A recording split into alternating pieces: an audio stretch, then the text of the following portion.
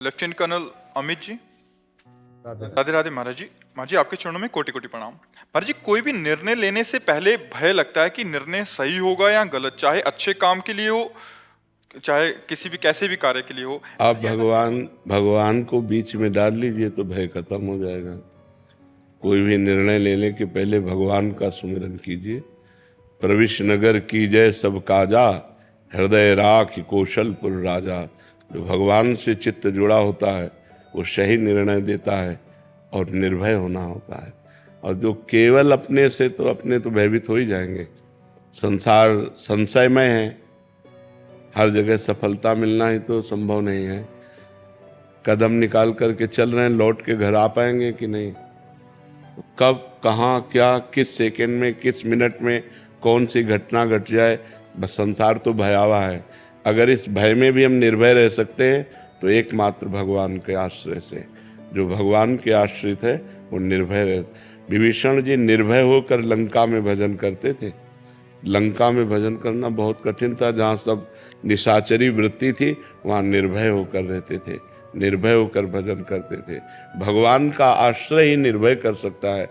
और कोई अगर कोई ऐसा कि कोई जंतुर बांध दे, कोई ऐसा ये सब नौटंकी नाटक से कोई निर्भय नहीं होता। निर्भय होता है भगवान से। 5 वर्ष का बालक प्रहलाद है और त्रिभुवनपति हिरण्यकश्यप उसका पिता है। और भगवान के चरणारविंद की आसक्ति से युक्त होकर त्रिभुवनपति को हरा दिया। त्रिभुवनपति भयभीत हो गया हिरण्यकश्यप कि ये मरेगा कैसे। अग्नि में जलाया, क्या क्या किया, कुछ नहीं। भगवान जिसके सहायक और रक्षक है उसका कोई बाल बांका भी नहीं कर सकता। 18 क्षोणी सेना थी महाभारत की। तो एक टिटहरी पक्षी होता, हम कई बार उदाहरण दिया, उसके अंडे रखे थे। उसने भगवान से पुकारा कि हाँ इतना भीषण युद्ध होगा, जब बड़े बड़े महारथी मारे जाएंगे तो मेरे बच्चे कैसे बच पाएंगे। भगवान से पुकारा तो एक विशाल हाथी का घंटा गिर पड़ा, पूरा महाभारत हो गया और वो अंडे जे के ते बने रहे। प्रहलाद जी को विश्वास इसी से हुआ था। एक कुम्हार के घर की कुम्हारिन, उसकी पत्नी रो रही थी, हाय मेरे से ऐसी गलती क्यों हो गई। तो प्रहलाद जी भ्रमण कर रहे थे अपने मित्रों के साथ। उन्होंने पूछा माँ तू क्यों रो रही है। तो उनका बेटा, और मैंने मटकी उठाकर आवे में रख दी और उस मटकी में 2 बिलैया के बच्चे थे। अब पता चला जो आवे में आग लग गई। तो मैं भगवान राम से कह रही हूँ कि हे राम राम राम, आप ही बचा सकते हो उन बच्चों को। तो बोले भगवान बचा सकते हैं। बोले बेटा अगर भगवान चाहे तो बचा सकते हैं। आग भगवान की ही शक्ति से तो शक्तिवान है, वो जलाएगी ही नहीं। तो बोले आवा जब मैं कल आऊं तब खोलना। तो प्रहलाद जी जब गए तो खोला, सब मटकी पक गई थी और उस मटकी में आँच भी नहीं लगी थी। बिलैया के बच्चे बच गए। पूरी मटकी ताप से परिपक्व हो गई और उसमें आँच भी नहीं लगी। तो हम उस परमात्मा की शरण में हो तब जो भय रहित कर देता है तभी निर्भयता आएगी, अन्यथा बहुत भयावह संसार है। किस समय कब कौन सी घटना किसके साथ घट जाए कुछ पता नहीं है। इसलिए उसी परमात्मा, जब घर से निकलो उसी भगवान को प्रणाम करके निकलो, उनका चिंतन करके निकलो कि भगवान रक्षा करना, नहीं तो बहुत भयावह संसार है। आप आराम से चले जा रहे, पीछे वाला आया ठोकर मारी, मार के चला गया। इसलिए हर समय भगवान का नाम जप करो और भगवान के आश्रित रहो। जब कोई कार्य करो तो भगवान का सुमिरन करते हुए करो। हाँ, प्रविश नगर की जय सब काजा, हृदय राख कौशलपुर राजा। परम मंगल होगा। भगवान मंगल भवन है। जो भगवान का चिंतन करता है उसका मंगल नहीं हो सकता। राधे राधे। जैसे आपने बताया कि सुबह उठ के 5 भक्तों के नाम का स्मरण करना चाहिए, ठीक है। तो जब घर से निकलते हैं महाराज जी, क्या तब भी लेना चाहिए, फिर सुबह बोलना काफी है? नहीं, सुबह तो बोल दिया, लेकिन जब घर से निकल रहे हैं, हरिवंश बना न निकासियों पद निवास हरिवंश। हम अपने गेट को तभी पार करेंगे जब पहले हम भगवान का सुमिरन, भक्तों का सुमिरन कर ले। क्योंकि भक्ति भक्त भगवंत गुरु चतुर नाम बपु एक, इनके पद सुमिरन करत नासत विघ्न अनेक। जब हम भक्तों का सुमिरन करते हैं, भगवान का सुमिरन करते हैं तो हमारा मार्ग निर्विघ्न हो जाता है। हम जिस कार्य के लिए जाते हैं वो विघ्न रहित हो जाता है। इसलिए जब घर से निकले तो पहले भगवान का सुमिरन करें, भक्तों का सुमिरन करें। सुहानी शर्मा जी नोएडा से।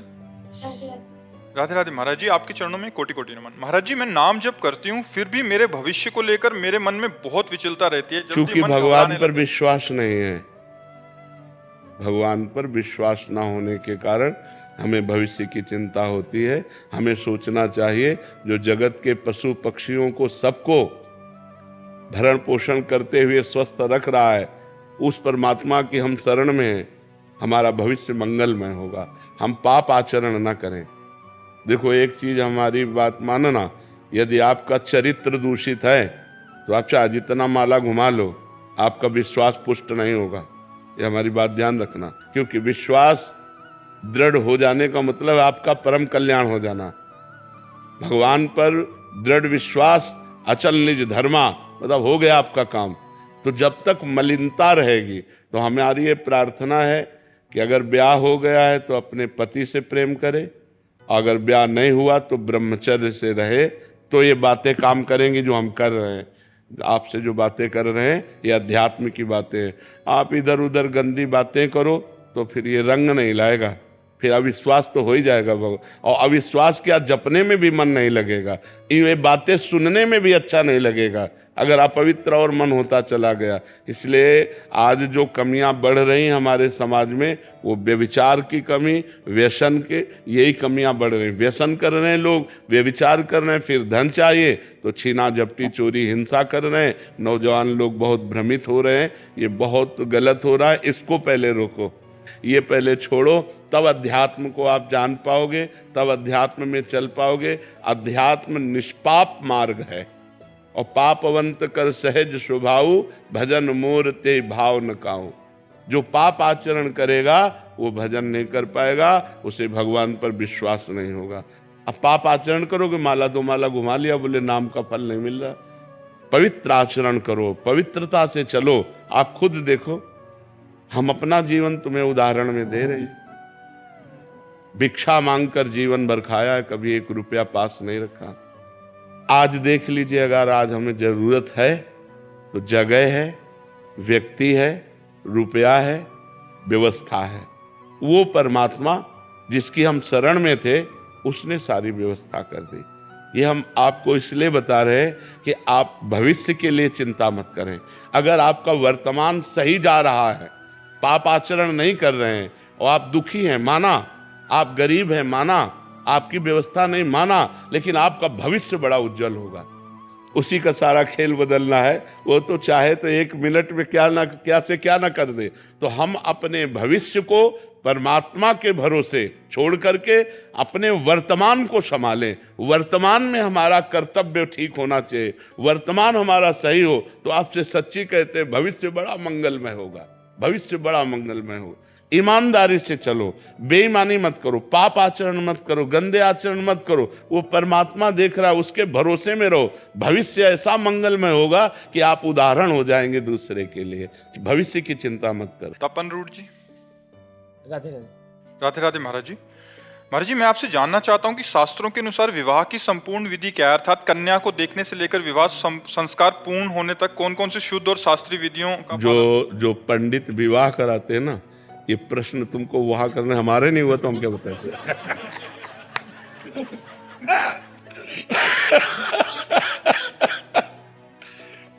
अब उससे पूछ रहे विवाह की विधि जिससे कभी विवाह नहीं हुआ। भाई उस पंडित से पूछो जो रोज विवाह करवाता है, जिसका विवाह हुआ है। हम इतना जरूर कहते हैं कि भगवान से प्रार्थना करो कि जीवन साथी पवित्र मिल जाए। ऐसे कलिकाल में जीवन साथी पवित्र मिलना बड़ा कठिन हो रहा है। ये जो गर्लफ्रेंड वाइफ फ्रेंड का चला है, इसमें संसार समुद्र से भगवान बचाए, वो ही बड़ा विचित्र संसार से तो बचा। ना तो हमको इसका ब्याह आदि का ज्ञान है और ना हमने कभी पंडिताई कराई है। तो इस विषय को तो जानकारी उससे करो जिसका ब्याह हुआ है। जो ब्याह आदि कराता है वो सब ये बातें हम तो वेदांत, भक्ति योग, अष्टांग योग, कर्म योग, यही बातें जानते। ज़्यादा हमें पांडित्य का तो ज्ञान है नहीं। ये तो जो पंडिताई वंडिताई करावे उससे है नहीं। हाँ, इसका हमें ज्ञान नहीं बच्चा, और ना इस विषय में हम कभी गए। बचपन से बाबा जी रहे तो हम इस विषय को जानते। अब जिस विषय को हम जानते नहीं उस विषय को क्या हम वर्णन करें जी। फाल्गुनी सिंह जी। राधे राधे गुरु जी। महाराज जी आपके चरणों में कोटि कोटि प्रणाम। महाराज जी कह रहे हैं कि बहुत भीड़ भाड़ होती है सत्संगों में और मंदिरों में भी, तो महाराज जी घर बैठ के ही नाम जप करें या सत्संग सुन लिया करें? हाँ, सत्संग तो जरूर सुनिए और नाम जप भी कीजिए, लेकिन संतों के पास जाइए।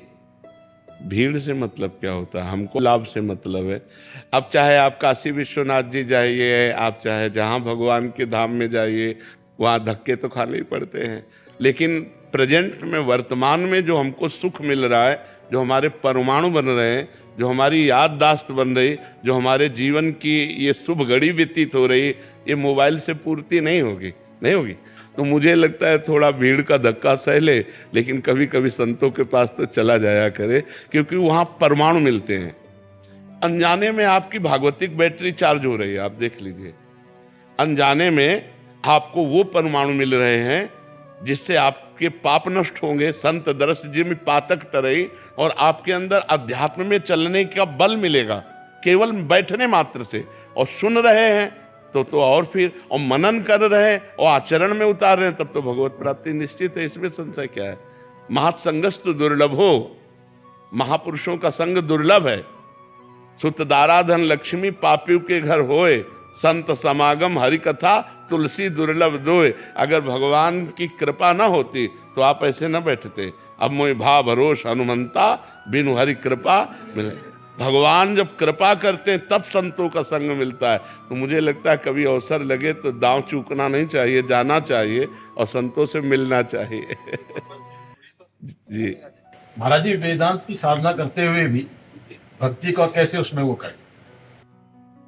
वेदांत की साधना करते हुए भक्ति साधन बन सकती, साध्य नहीं।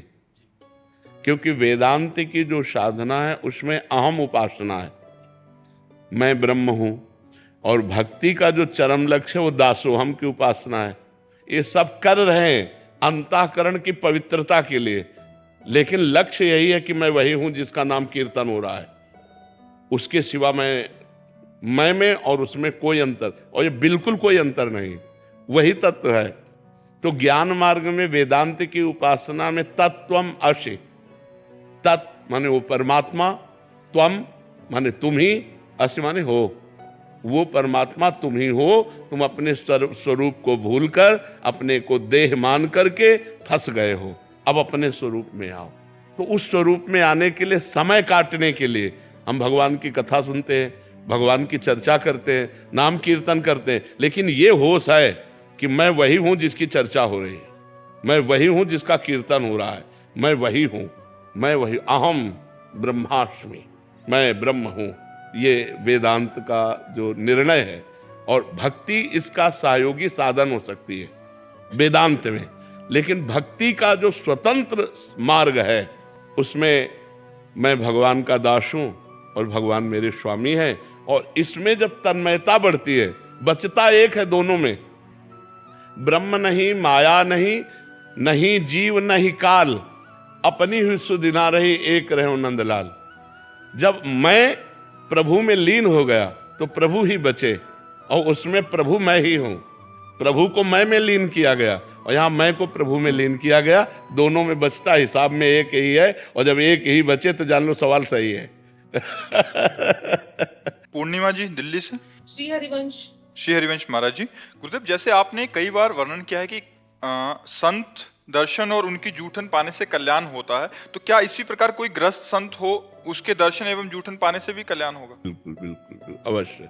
यहाँ गृहस्थ विरक्त से मतलब नहीं, यहाँ संत एक स्थिति होती है, साधुता एक स्थिति होती है। वेश मात्र को संत नहीं कहते। इस वेश का आश्रय लेकर बहुत असंत भी हुए हैं और बहुत असंत भी हो सकते हैं, दंभ पाखंड और सब। तो गृहस्थ में ऐसे हो सकते हैं जो वेश नहीं धारण किए लेकिन बड़ी अच्छी स्थिति हो।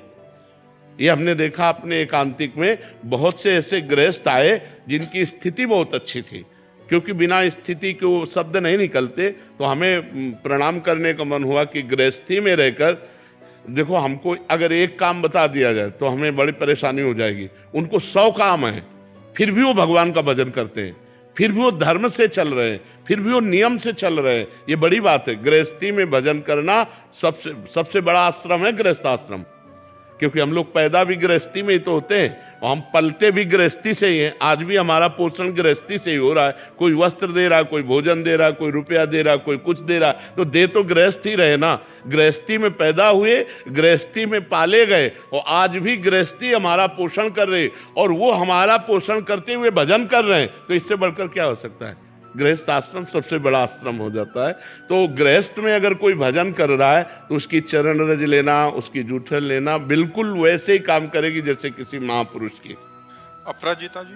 राधे राधे गुरु जी। आपके राधे राधे महाराज जी। महाराज जी, आपका संशय है कि कहीं देखते हैं कि एक फोल्ड वाली कंठी डाली होती है, कभी 2 वाली, कभी 3 वाली, तो महाराज जी इसका कोई शास्त्रीय नियम है क्या? हाँ, जैसे गौड़ेश्वर संप्रदाय में 3 राउंड की कंठी डाले होते हैं, तो उसमें होता है आचार्य और इष्ट, राधा कृष्ण इष्ट और आचार्य, तो 3 हो गए। अपने यहाँ 2 डाली जाती है कि आचार्य ही इष्ट के रूप में है, इसलिए प्रिया प्रीतम के रूप में 2 डालते हैं, और जो परमात्मा एक ही है उस भाव से तो एक ही भाव में डालते हैं। वो क्या, उसमें कोई मतलब खास बात नहीं है। कंठी डालो या ना डालो, और हृदय से भजन कर रहे तो भगवान मिल जाएंगे, और भजन न करो तो भगवान थोड़ी मिल जाएंगे। आप विचार करो, भगवान तो भजन करने से मिलेंगे। डट के भजन करो, इन सब बाहरी बातों पे न रहो। बाहरी बातों पे ज़्यादा ध्यान मत दो। आप कुछ नहीं, बाहरी कोई नहीं जान रहा, और आप राम राम राम राम हरि हरि कृष्ण कृष्ण जप रहे हो तो आपको भगवान मिलेंगे। और आप बाहरी सब कुछ किए हो और भगवान से प्रीति नहीं तो नरक मिलेगा, भगवान नहीं मिलेंगे। पक्की बात समझो।